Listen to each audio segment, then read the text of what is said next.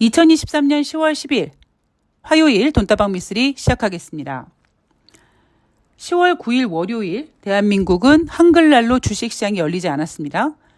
그리고 뉴욕 증시도 콜럼버스의 날이라고 해서 채권시장은 열리지 않았고 주식시장은 정상적으로 가동을 했습니다. 아마 많은 분들께서 이스라엘과 팔레스타인 간의 무력 충돌 소식으로 민간인 사상자가 1000명, 2000명 이렇게 커지고 있다. 이러한 우려로 뉴욕 증시가 크게 하락할 거라고 예상했던 분들이 계셨을 거예요. 그런데 오히려 하락 출발했던 뉴욕 증시는 상승 마감했습니다. 저는 언제라고 시점을 얘기하기는 좀 애매한데, 저는 트럼프 대통령이 미국 대통령으로 당선된 시점을 기준으로 해서, 정말, 전 세계에 엄청난 그 이기주의가 팽배하구나. 물론, 트럼프 대통령이 당선돼서 그런 게 아니라 어떤 분위기가 그냥 트럼프를 대통령으로 만들게끔 만드는 그런 상황이 됐던 거라고 저는 생각을 하죠. 트럼프 대통령 같은 경우에는 슬로건이 아메리칸 퍼스트였잖아요.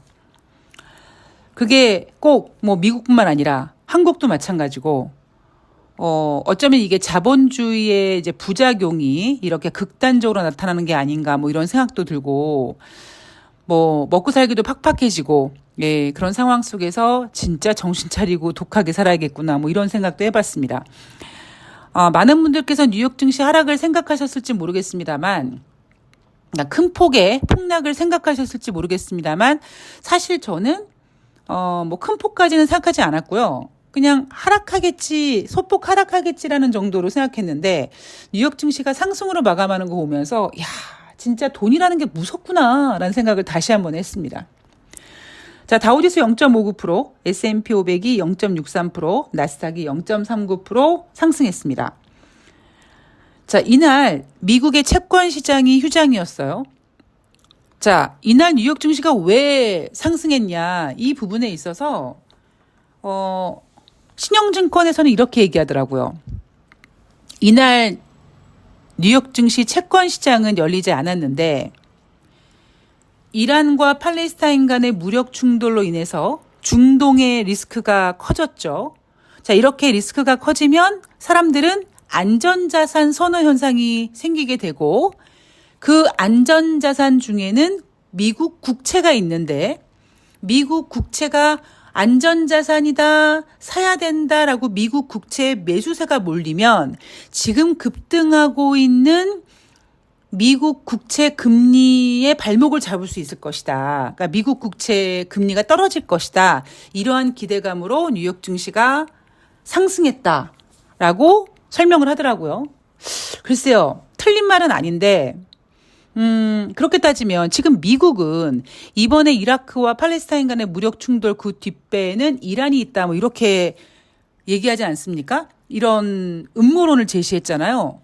그런 논리로 따지면 저는 약간 경제적으로 따지면, 그래? 그러면은 이스라엘 뒤에 미국이 있는 거 아니야? 라는 생각도 듭니다. 이스라엘과 팔레스타인 하여튼 어떤 뭔지 모르겠는데, 하여튼 이 어마어마한 어떤 그 사고 속에 뒤에는 미국이 있는 거 아니야? 전 이런 생각도 솔직히 듭니다.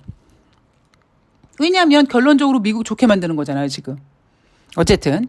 그러니까 저는 그냥 음모론을 제시했을 뿐이고, 즉 제 얘기는 뭐냐면, 미국 국채 금리로 수요가 몰려서 미국 국채 금리가 떨어질 것이다 라는 논리는 틀린 말은 아닌데요. 저는 정답은 아니라고 생각합니다. 왜냐하면 물론 미국 국채도 안전자산이고요. 미국 달러도 안전자산이고요. 그래서 미국은 쓸 카드가 많다, 이런 얘기를 제가 주례장창하고 있죠. 금도 안전자산입니다. 그런데 저는 미국 국채 시장의 어떤 그 수요 기대라기보다는 이날 댈러스 연방은행 총재 발언 때문이 아닐까.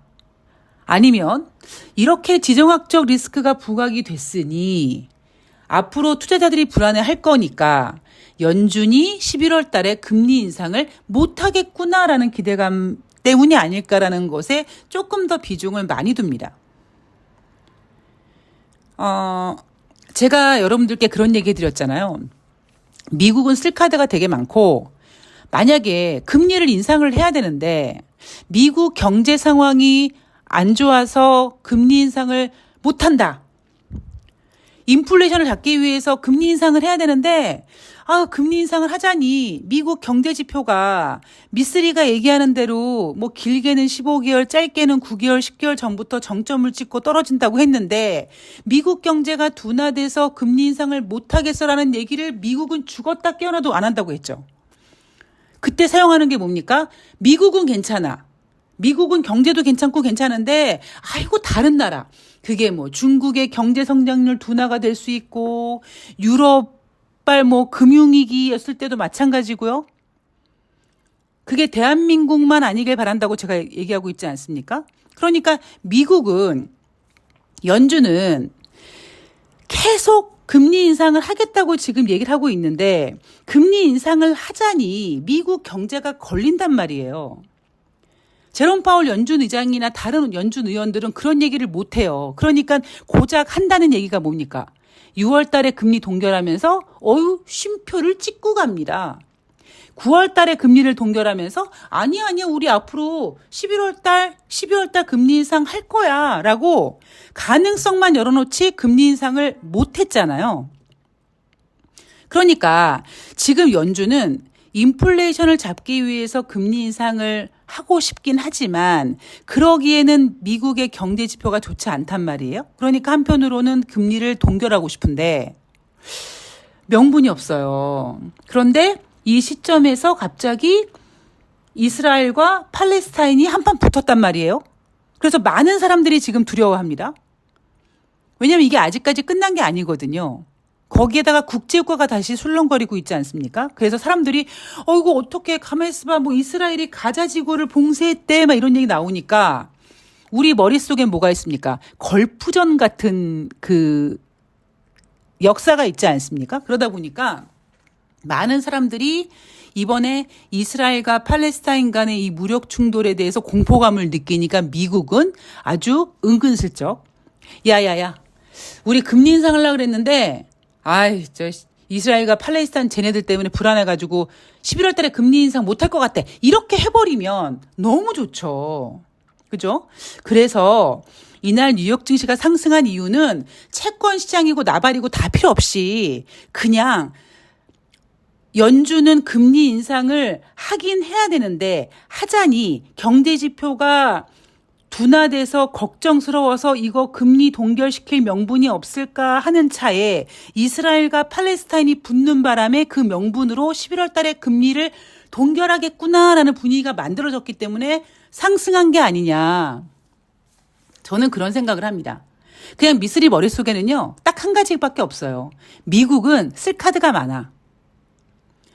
왜 제가 이렇게 강조를 하냐면 여러분 생각해 보세요. 아니 6월 달에 진짜 미국 경제가 좋으면 왜 금리를 동결하겠습니까? 뭐 물 들어온 김에 뭐 노졌고 뭐 그런다며 속담에 그런 거 있잖아요. 그것처럼 경기 지표 좋을 때 금리 인상 확 해버리고 인플레이션 확 잡아버리면 되는 건데 그때 또 뭐가 있었냐면 베이지북에서 미국의 12개 지역의 경제 상황을 보는 베이지북에서 별로 좋게 나오지 않았었거든요. 근데 그 베이지북조차 크게 부각시키지 않았고 그냥 오로지 언플을 통해서 그냥 쉬다 갈 거야. 쉼표야. 6월 달에 금리 동결 쉼표야. 이런 얘기만 했거든요. 그래서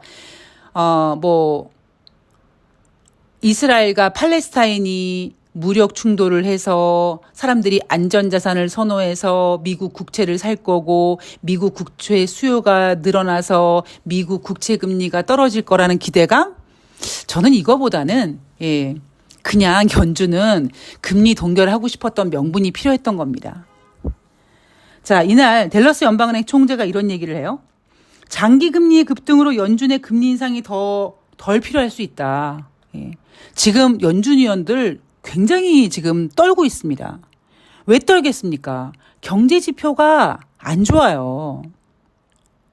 그런데 금리 인상은 해야겠고 거기에다가 지금 2달 연속 인플레이션이 반등하고 있단 말이에요. 얘네들이 목표로 하고 있는 인플레이션 2%는 근원이 아니라 일반적인 소비자 물가 지표인데도 불구하고 일반적인 소비자 물가 지표가 다시 반등을 하니까 2달 전부터 자꾸 근원 인플레이션에 집중을 합니다. 그래서 제가 앞에 방송에서 그런 얘기 드렸죠. 여러분들이 마트 가서 물건 계산할 때 저기 근원으로 해주세요. 근원으로. 에너지랑 그 음식료 제외하고 그 값 제외하고 해주세요. 이렇게 얘기하지 않는다고 말씀드리지 않았습니까? 그래서 저는 연준은 굉장히 좋은 빌미를 얻었다라는 생각을 하고요. 물론 이 빌미가 아니어도 예, 다른 빌미를 써서라도 미쓰리는 어떻게 생각하고 있죠? 예, 이미 9월 달부터 9월 달 FOMC 회의, 11월 달, 12월 달 모든 남아있는 연준 회의에서 금리 인상을 못할 것이다라고 이미 예언을 했고요. 여기 조금 더 나간다면 사실 5월 달부터 금리 인상을 하지 말았었어야 되는데 이 모질한 연준이 금리 인상을 하는 바람에 거기에 대한 어떤 후폭풍은 당연히 겪게 될 것이다라는 예언까지 지금 한 상태입니다. 나중에 맞는지 안 맞는지는 여러분께서 확인하시면 되고요. 자, 국제유가 해야겠죠. 여러분들 아마 국제유가 궁금하실 텐데. 자, 국제유가는요. 미쓰리가 오펙과 오펙 플러스 회원국들이 감산을 했다. 그래서 뭐 80달러, 88달러, 86달러 때 제가 뭐라고 말씀드렸냐면 많은 전문가들이 100달러 갈 수 있다라고 떠들어댔을 때 저는 100달러 못 간다. 90달러는 넘어갈 수 있는데 100달러까지는 못 간다. 이미 90달러 넘어가게 되면 뭐 미국의 경기 둔화 꼭 그것까지는 아니어도 뭐 어떤 핑계를 대서라도 아마 국제유가는 하락할 것이다. 그래서 최근에 국제유가가 82달러까지 내려왔었습니다. 그죠? 왜냐하면 국제유가는요, 상당히 순수한 녀석이다. 국제유가는요, 그냥 수요와 공급 요인만 확실하게 알면 됩니다. 주식시장은 굉장히 복잡해요. 제가 이 말 나온 김에 한마디만 좀 해드리자면, 제가 그저께 방송에 뉴욕 증시 전망과 국내 증시 주요 포인트, 체크 포인트 1부, 2부 나눠가지고 해드렸는데 어떤 분께서 미쓰리 방송을 들으니까 주식은 못하겠고 그러면 파생을 해야 되겠다라는 의견을 올려주셨어요. 저는 감히 좀 이런 질문을 드리고 싶어요. 파생은 잘하실 수 있어요? 라는 질문을 드리고 싶습니다. 왜냐하면 여러분 파생을 너무 쉽게 생각하는 부분이 없지 않아 있습니다. 그래서 대부분 개인 투자자들이 어떻게 망가지냐면요. 맨 처음에 주식을 할 때 물론 나는 우량주 할 거야 라고 삼성전자 처음부터 사시는 분들이 계시지만 대부분이 어떻게 주식을 시작하냐면 사람들 만났는데 나 이 종목으로 돈 벌었는데 너도 이거 한번 사봐 이런 식으로 막 코스닥 테마주 같은 거 아니면 본인들이 이거 좋을 것 같아라고 하면서 사다가 이제 골로 가고 물타기 하고 뭐 신용 사고 뭐 반대매매 내보내고 막 여기저기서 와이프 몰래 남편 몰래 막 돈 끌어다가 주식을 막 한단 말이에요. 그러다가 너덜너덜해져요. 그러면 그거를 빨리 만회하기 위해서 파생으로 넘어갑니다. 그래서 선물을 하게 되고 선물을 하다가 옵션을 하게 되고 그게 순서예요. 왜 그런 일이 벌어지느냐? 투자자들이, 그러니까 개인 투자자들이 주식을 맨 처음에 할 때는요, 뭐 펀더멘탈이 어쩌니, 차트가 어쩌니, 뭐 재료가 어쩌고, 뭐 막 이렇게 얘기하는데 정작 본인이 매매를 해봤더니 다 개풀 뜯어먹는 얘기거든요. 결국 주식은 뭐야? 방향성이야, 씨. 복불복이야. 50%야, 그냥. 그래가지고 선물로 넘어가고 옵션로 넘어갑니다. 그게 뭘 의미하냐면요. 그만큼 개인 투자자들이 주식을 하다가 주식이 너무 어려운 거예요. 왜냐하면 주식을 열심히 회사 분석하고 뭐 실적도 분석하고 재료도 분석하고 뭐 다 차트까지 공부했는데 왜 안 돼? 라고 생각하면서 이제 짜증이 만땅 올라오면서 에라 모르겠다 그러고 파생으로 넘어가 버린단 말이에요. 그래서 개인 투자자들이 은근히 파생을 되게 쉽게 생각하는 경향이 없지 않습니다.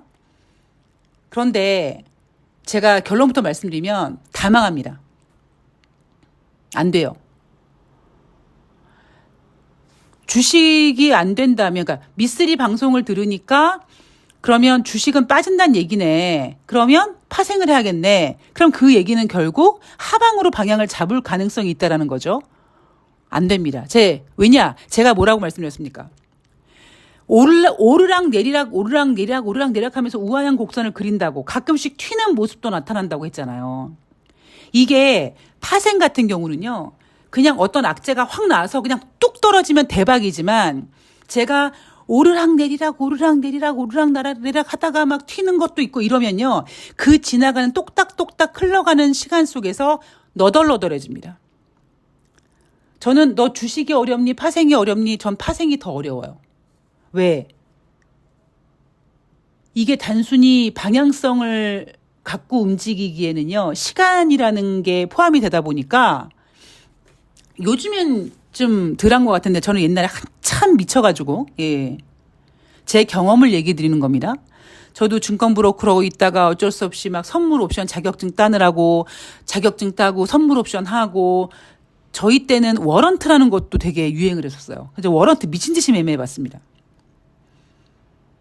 근데 주식이랑은 달라요. 그래서 제가 드리고 싶은 말씀은 꼭 그 댓글을 올려주신 분뿐만 아니라 개인 투자자 분들이 뜯어 고쳐야 될 생각이 뭐냐면 주식보다 선물 옵션 파생을 되게 쉽게 생각하는 경향이 있습니다. 그러니까 점점 이제 도박으로 가는 거예요. 점점. 선물보다는 옵션이 더 도박이죠. 예. 제가 미국 주식, 일본 주식, 서학개미, 일학개미 막 얘기하지 않습니까? 제가 옛날에 뭐라고 했습니까? 그냥 한국 주식이나 열심히 공부해서 한국 주식이나 매매하지, 미국 주식, 일본 주식을 어떻게 한다고 그거를, 그래봤자, 미국 주식이나 일본 주식이나 다 똑같이 기본적으로 차트 보고 하는 거고요. 미국 같은 경우엔 상한가, 한가 제한도 없잖아요. 어떻게 매매하시려고요? 결국 테슬라나 애플 이런 거 따라 사는데 그것도 예. 단가나 쌉니까? 예. 그냥 무슨 인기몰이처럼 무슨 트렌드처럼 일학개미, 서학개미, 동학개미 개풀 뜯어먹는 소리고요. 예. 늘 말씀드리지만 여러분들이 주식에 관심이 있으시다면 제가 코스피 전 종목 다 매매해봤다고 했잖아요. 왜 매매해봤겠습니까? 매매하면서 저랑 맞는 업종이 있어요. 저랑 맞는 종목들을 찾아가는 거예요. 저는 많은 종목을 보지 않습니다. 가끔씩 한 분기별로 한 번씩 전 종목을 다 돌아보지만 제가 옛날에 후성이란 종목 한번 미쓰리가 감 떨어졌나? 약간 자신감이 떨어졌나 했을 때 무조건 백전백승하는 종목이 후성이라고 했잖아요. 그러니까 그렇게 여러분들이 야, 이 종목은 내 손바닥에 있어 라고 딱 알 수 있을 만큼 그만한 종목들을 한 두세 개만 갖고 그 두세 개만 찾으시면 돼요. 굳이 미쓰리처럼 미친놈 돼가지고 전 종목 다 매매 안 해도 되는 겁니다.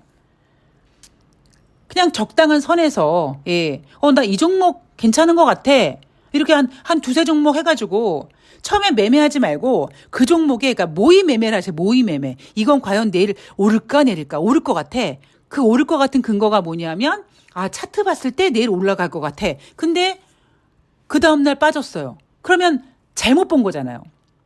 내가 이걸 오를 거라고 생각했는데 왜 빠졌지? 그 부분을 찾아가면 되는 거예요. 쉽게 여러분 파생으로 넘어가지 마십시오. 제가 간곡히 부탁드리는 부분입니다.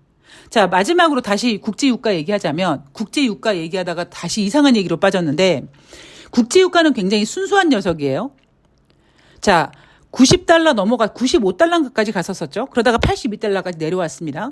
이번에 이스라엘과 팔레스타인의 무력 충돌로 다시 4%가 올라갔어요. 그래서 지금 86달러까지 올라왔습니다. 물론 다시 90달러 넘어갈 수도 있어요. 단기적으로. 그러나 100달러는 못 갑니다. 제가 그랬죠. 100달러가 가려면 경제가 좋아야 돼. 경제가 좋아야 되고요. 유가 같은 경우에는 수요와 공급이 그냥 전부인 거예요. 자, 이 시점에서 여러분 기억나시죠? 미쓰리가 뭐라고 했습니까?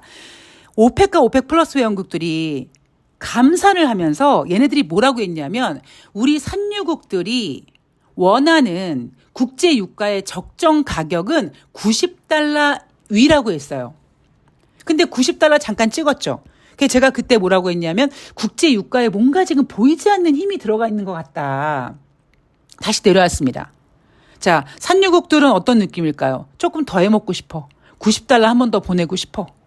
그게 산유국의 마음인지 국제 유가를 뒤흔드는 어떤 파워의 마음인지 모르겠습니다만 지금 이스라엘과 팔레스타인 간의 무력 충돌, 즉 중동의 지정학적 리스크라는 게 터졌고 그게 바로 공급 차질 우려감으로 확대되면서 이날 4% 올라갔죠. 근데 결국 이거는 뭐로 귀결될까요? 다시 글로벌 경기 둔화로 귀결될 겁니다. 이스라엘과 팔레스타인 우려가 어쩌고 해서 $100 갈 수 있다 이런 개소리들 또 할 거예요. 예. 그런 개소리 하는 애널들, 예, 코스피 2950, 2800, 2750 간다는 얘기 했던 사람들 일단 정신 먼저 차리고 국제유가는 단기적으로는 만약에 이스라엘과 팔레스타인 간의 무력 충돌이 조금 더 길어졌을 때 단기적으로는 $90 이상 올라갈 수 있지만 $100 못 갈 거고요. 제가 그렇게 보는 이유는 아까도 말씀드렸죠. 산유국들은 $90 위에서 놀았으면 좋겠고 지금 국제유가는 산유국인지 아닌지 모르겠습니다만 뭔가 굉장히 큰 힘이 들어가 있어요.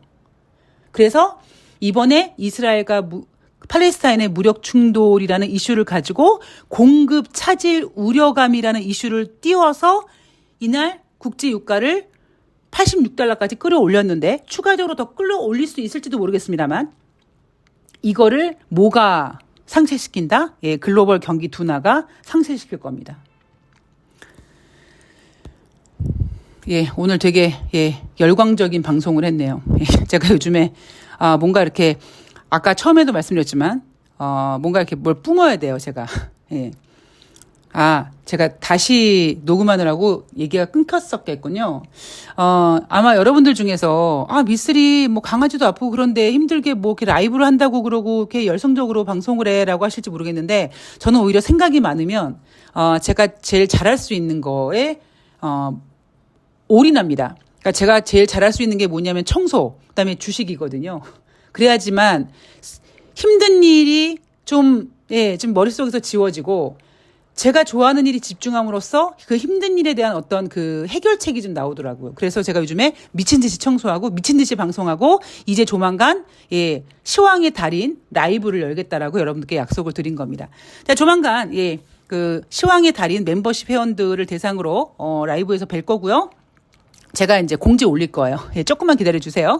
자, 오늘 좋은 하루 되시고요. 이제 여러분 크리스마스 때까지 연휴 없습니다. 미쓰리랑 같이 열심히 돈이나 벌자고요. 우리도 진보도 잘 살아야 된다. 이거 우리 보여줘야 됩니다. 자, 모두 화이팅 하시고요. 저는 내일 뵙겠습니다. 고맙습니다.